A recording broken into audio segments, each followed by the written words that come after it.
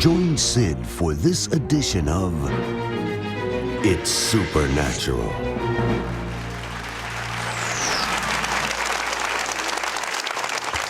Bonjour, c'est Trott. Bienvenue dans mon monde où c'est naturellement surnaturel. Mon invité a reçu du ciel pour cette génération ce que vous devez faire pour appeler votre destin à être en phase avec ce que Dieu vous a appelé à être.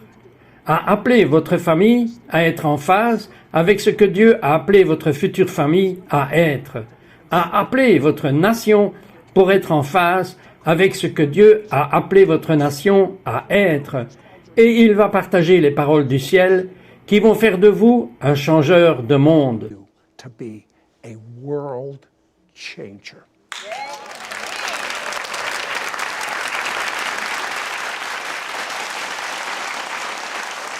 I'll tell you, Je vous le dis, Pat, votre père, et je dois utiliser ce mot pour le décrire, il était tout à fait un voyou. Maintenant, bien sûr, son père était juif. Il était probablement... Diriez-vous qu'il était athée? Vous savez, il était catholique, mais il n'était pas pratiquant. Et vous savez, je parlais à mon père à ce sujet l'autre jour. Quelque part le long du chemin, Dieu avait quitté notre maison. Dieu a été expulsé. Et donc, ce n'est pas avant que j'ai eu 5 ans que mon père a eu une rencontre radicale avec Dieu. Et il avait travaillé pour la mafia à Détroit, avec des trafiquants de drogue. Mais c'était une nuit. Personne n'aurait jamais pu sauver ma famille. Et ma mère avait été 2 semaines avant à un concert de gospel. Elle était rentrée à la maison et l'onction fut si forte sur elle qu'il a été malheureux et en colère. Et une nuit, il a dit « Dieu, si tu es réel », et il a eu une rencontre. À ce moment, il est tombé à genoux et a décidé de venir à la maison et de jeter la drogue. Cela a changé notre famille.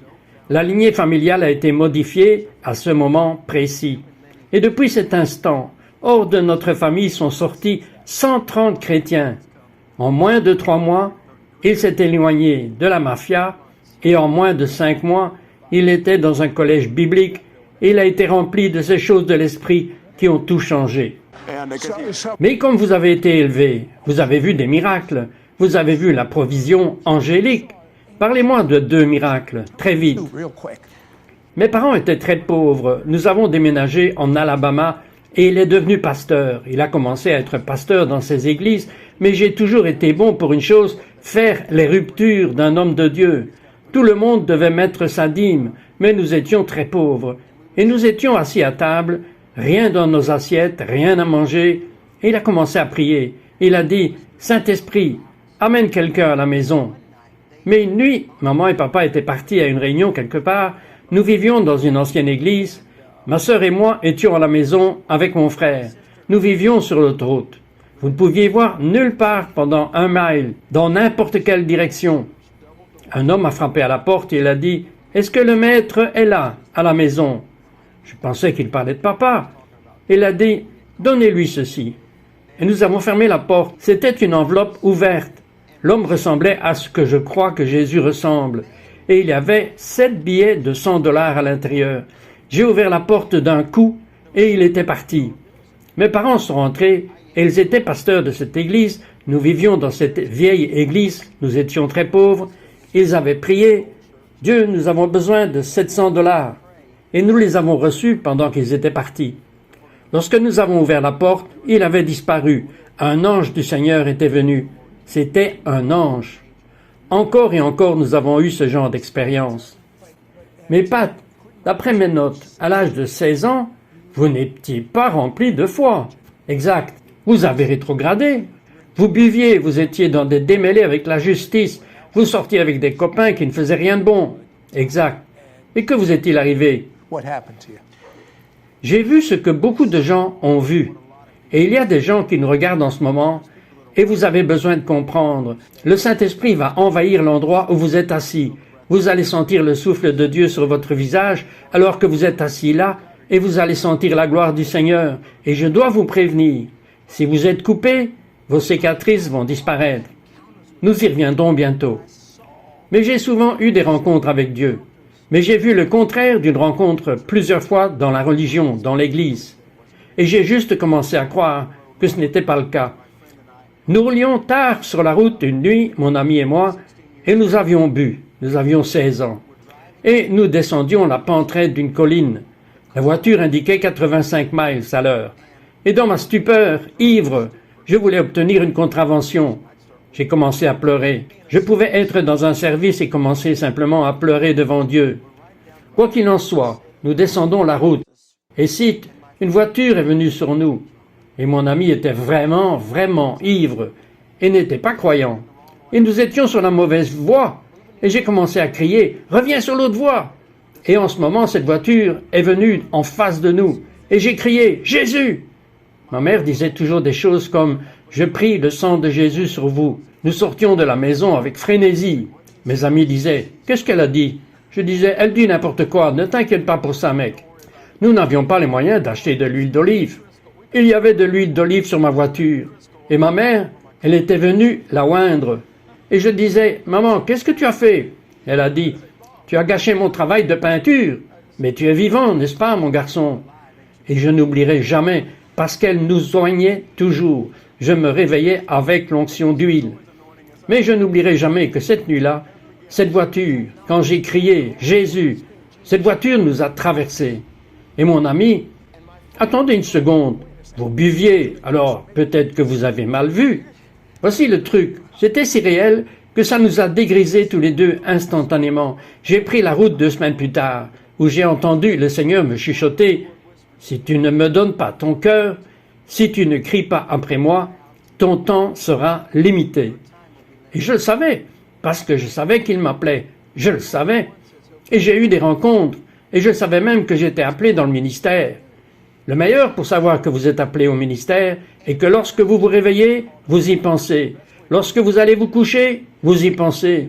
Tout ce qui vous arrive est une excellente illustration d'un sermon. Si cela vous arrive, c'est que vous êtes appelé. Et je n'oublierai jamais, lorsque nous sommes sortis de la route, mon ami pleurait et il a dit « As-tu vu ce qui vient juste d'arriver ?» J'ai dit « Cette voiture vient de passer à travers nous. » Et c'était 2 semaines plus tard, Sid, que j'ai rampé hors du lit tard un soir et j'ai dit « Mon Dieu !» parce que j'avais vu mon père prier tant de nuit. « Si tu es réel !» Et je partage ça partout dans le monde avec des adolescents et les adultes.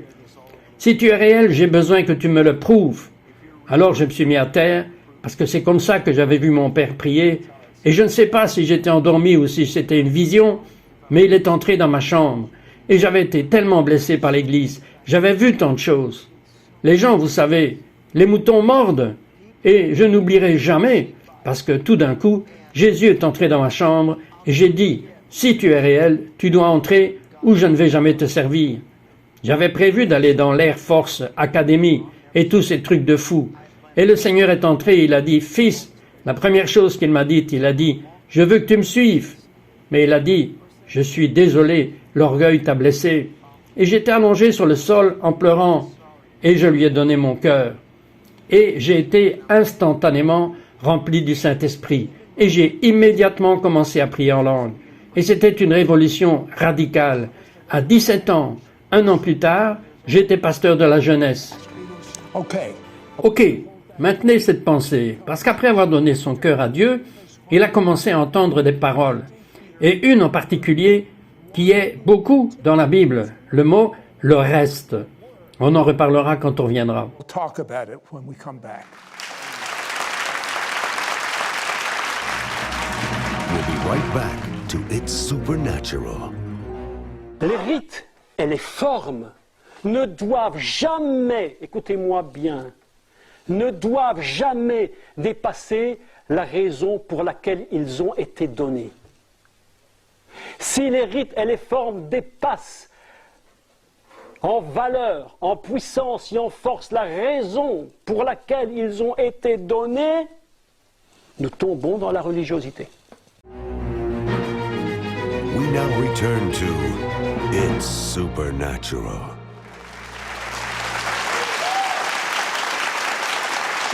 Alors Pat a eu un signe. Voici une parole qui a changé sa vie pour toujours. Parlez-moi de ce moment. Forever. Tell me about that moment. Sid, j'étais en train de faire du jogging un jour. Et je dis toujours que quand je fais du jogging, je cours environ 10 pieds et je m'assieds et je me rafraîchis de sorte que je n'en fais pas trop.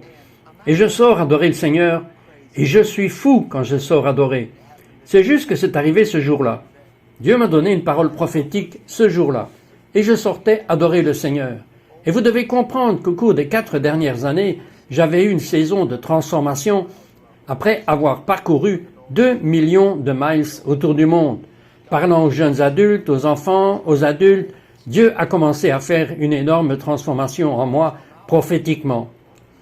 Alors je sortais adorer le Seigneur un matin et je suis en bas de Dallas et tout d'un coup il me dit « Adam, je cherche un reste ». J'ai couru jusqu'à ma chambre d'hôtel, j'ai allumé mon ordinateur juste parce que j'avais entendu le mot « reste », mais je ne l'avais pas compris. Je sais que j'avais posé du tapis au lycée et qu'il me disait « jette les restes », parce que le reste est le morceau qui ne rentre pas. Alors j'ai cherché le mot « reste » dans le dictionnaire, et cela signifie « ce qui reste ». Cela signifie un chiffon. Alors j'ai dit « Ok Seigneur, tu me parles ». Et il m'a dit « Fils, je vais ressusciter un reste qui va ébranler les nations, qui dans les heures les plus sombres va défendre la vérité ».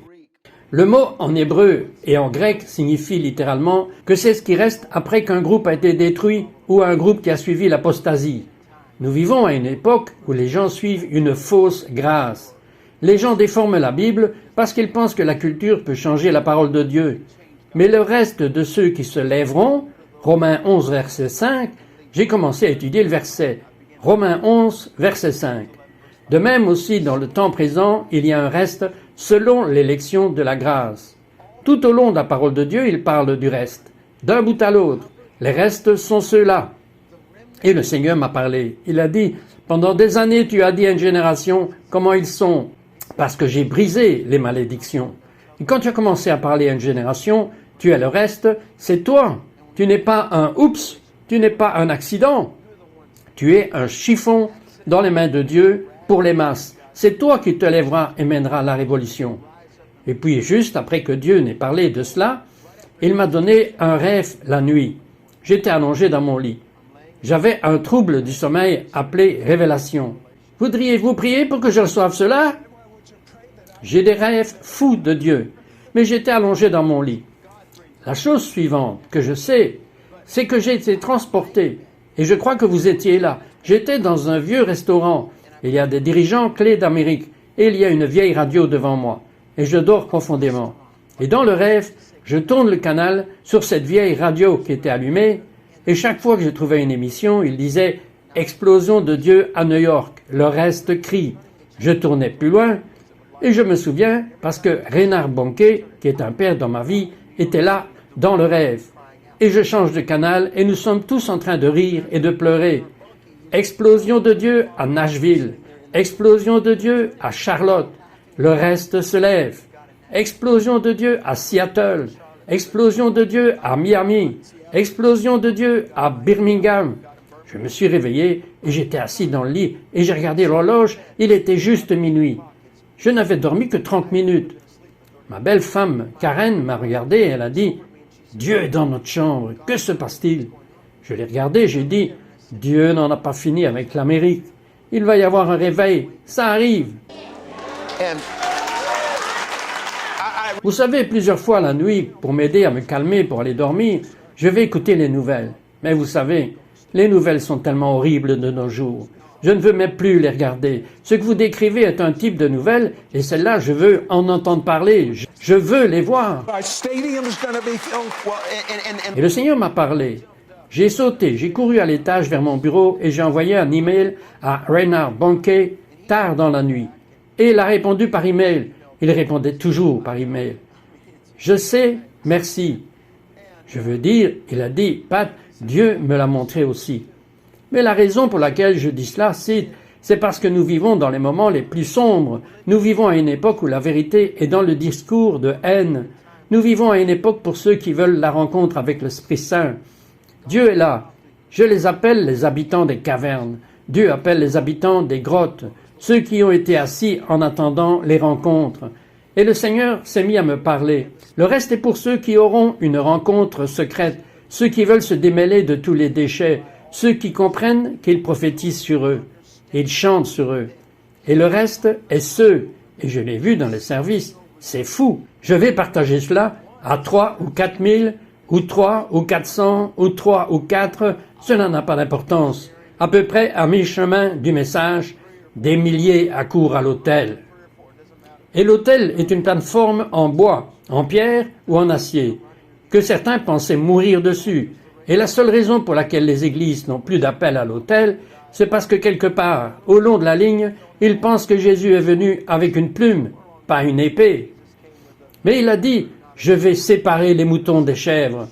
Et les chèvres mangent n'importe quoi, et je ne vais jamais tourner le dos à une chèvre. Mais Dieu a dit, je cherche ceux qui se lèveront, qui ont été blessés, ceux avec des cicatrices sur terre, qui sont des témoignages au ciel.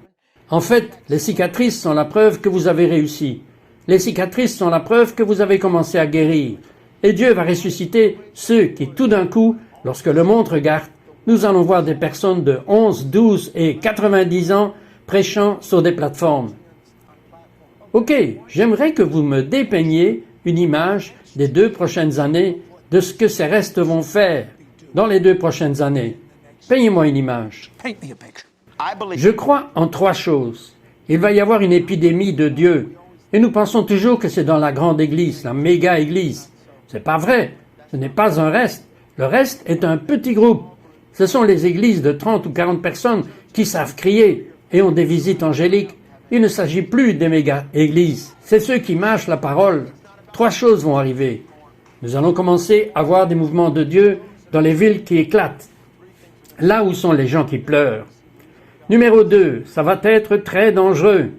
Ça va être très dangereux d'être chrétien dans les 2 prochaines années. Parce que si vous parlez contre la mort des enfants, si vous parlez de la pureté du mariage, Matthieu 19, il faut comprendre que la société ne veut pas entendre ce que nous avons à dire. Et tout comme Israël est sous attaque, tout comme la Russie et la Syrie unissent leurs forces et Israël se sent tout seul, honnêtement, croyez dans cela. Et le Seigneur m'a donné une vision de cela. Des chars vont commencer à remplir les rues d'Amérique. Et je crois que dans les 2 prochaines années, nous allons voir un effondrement de l'économie. Mais le reste se lèvera. Écoutez, tout le monde veut un réveil, mais ils ne veulent pas payer le prix. Le réveil, c'est quand Dieu devient tellement malade et fatigué d'être mal représenté. Il se montre. I believe Je crois que vous avez entendu, d'après mes notes ici, vous avez obtenu 34 proclamations du ciel. Et j'aimerais que vous proclamiez ceci sur les restes quand nous reviendrons. Ne partez pas. come back. Don't go away.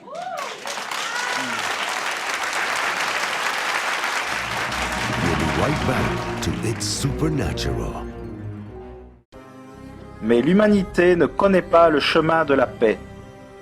Ils ne connaissent pas la voie de la joie et nous avons la moitié de la population mondiale qui est illettrée. Bien des gens qui crèvent littéralement de faim et toutes sortes de saletés et de conditions sordides dans la moitié du monde, au moins. We now return to It's Supernatural. Now, Maintenant, lorsque vous avez parlé d'amour, il s'est passé quelque chose. Vous ne saviez pas que ça allait arriver. Racontez-moi la première fois que des gens qui s'étaient coupés, parce que c'est la seule douleur de leur vie qu'ils pouvaient contrôler, dites-moi ce qui est arrivé à ces gens coupés, à cette réunion, lorsque vous parliez d'amour. sharing about love. Il y a 4 ans, je partageais un message intitulé « Pourquoi Dieu est-il si en colère contre moi ?» Et le concept est qu'il n'est pas en colère contre vous, mais qu'il est fou de vous. Et le Seigneur m'avait parlé. Réécris mon CV pour des générations. Donc je suis dans une grande réunion en Californie. Mon fils est avec moi. Et tout d'un coup, j'ai fini de prêcher et il y a des milliers et des milliers de personnes. Et j'ai fini de parler et Dieu déplace les gens sont guéris, les gens sont radicalement sauvés. Vous savez, la Bible dit dans Jean 14, verset 18, « Je ne vous laisserai pas comme des orphelins. » Mais il dit, « Je viendrai à toi. » Et la Bible dit dans Romains chapitre 8, que nous n'avons pas un esprit d'esclavage, mais un esprit de filiation, où nous pouvons crier « Abba Père, Jésus ». Il y a une raison pour laquelle je partage cela. C'est parce que, comme je partage pourquoi Dieu est-il si en colère contre moi, les gens pensent, la raison pour laquelle les gens pensent que Dieu est en colère contre eux, c'est parce qu'ils ne comprennent pas qu'il est le Père, et parce qu'ils voient leur Père terrestre, et ils sont blessés. Mais tout d'un coup, mon fils vient me chercher. Je suis dans la caravane. Je viens juste de finir de parler et j'avais voyagé toute la nuit pour arriver à Monterey. Et mon fils arrive en courant, il dit « Papa, tu dois venir dehors ». J'ai dit « Nat, je vais dans ma chambre, je dois me reposer, je dois encore parler ce soir ». Elle a dit « Papa, viens dehors ». Et donc, je suis sorti. Et il y a des enfants alignés avec leur pasteur de la jeunesse et ils me tendent les bras comme cela. La chose la plus folle. Mais je dis « Quoi, Ned ?» Il dit « Papa, ils se sont tous coupés. Et au milieu de ton sermon, leurs cicatrices ont toutes disparu. » J'ai découvert que Dieu habituellement me parle quand je suis le plus fatigué. C'est parce que c'est alors que cela prouve que c'est lui. Donc cela a commencé à se produire encore et encore. Et les pasteurs de la jeunesse pleuraient. J'ai attrapé celui-ci en train de se couper. Et regardez, il y a encore du sang là-bas, mais pas de cicatrice. Et c'était la première fois que c'est arrivé. La manifestation a commencé à arriver encore et encore. Les cicatrices guéries à 80%. Mais le Seigneur m'a parlé, « Fils, quand j'entre dans quelqu'un avec mon amour, je ne guérirai pas seulement l'intérieur, mais je transformerai l'extérieur. » Donc, en novembre de l'année dernière, m'exprimant devant des milliers à Indianapolis, et j'avais fini de parler. Dieu a agi puissamment.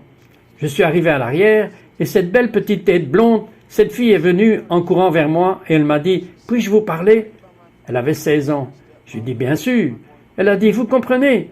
J'ai été violée par mon père, violée par mon beau-père et violée par mon petit ami. » Je l'ai juste regardée. Elle a dit « Mais quand vous étiez en train de prêcher, j'ai retiré mon pansement et toutes mes cicatrices ont disparu. » Elle a dit « Dieu m'a guéri. Et ce que je crois de tout mon cœur, c'est que l'ennemi fait tout ce qu'il peut pour détruire des générations. 25% sont morts à cause de l'avortement. Le reste est juste confus. Parce que la culture ment à une génération. La culture fonctionne avec des expériences. Il peut remodeler leur identité et retirer l'identité de Dieu en eux. Et ensuite, il peut les manipuler pour qu'ils se coupent et détruisent leur corps. Mais ce que je vois avec le cœur du Père, c'est qu'il appelle. Dans certains de nos services, je vais les faire danser avec le Seigneur. Les petites filles dansent avec Dieu. Et les jeunes hommes, parce que nous avons une génération où 34% ont grandi sans leur père, 72% dans les centres-villes. Alors, quand nous disons « adorons le Père Céleste », ils disent « qu'est-ce que c'est ?» Mais vous voyez, pour le reste que Dieu est en train de lever, ça n'a pas d'importance dans quoi ils ont été élevés. Ce qui compte, c'est qu'il les a appelés, et comment il va les prendre et les façonner, et les former. Et je crois, attendez, vous pouvez commencer dès maintenant. Proclamez certaines des déclarations que Dieu vous a dit de proclamer sur les gens, maintenant. right now. Le reste consiste en un échec, les suiveurs et les combattants de la liberté, dont le pédigré est celui d'un sauveur. Maintenant, il m'en a donné 34, alors je dois faire attention. Le reste sait qu'ils ne vont pas s'arrêter là où ils auraient dû, parce que Jésus ne l'a pas fait. Le reste comprend qu'ils ont le pouvoir de changer de culture, et la culture ne les contrôle pas. Qui est le reste ? C'est ceux que Dieu a élevés. Vous êtes un reste si vous nous regardez en ce moment. Vous devez comprendre, vous n'êtes pas un accident, vous n'êtes pas d'actualité. Vous êtes quelqu'un que Dieu a cueilli à la main. Le reste comprend qu'ils n'ont pas besoin de la scène, ils ont simplement besoin d'un endroit pour avoir une rencontre avec le Sauveur. Vous êtes le reste, vous êtes les élus.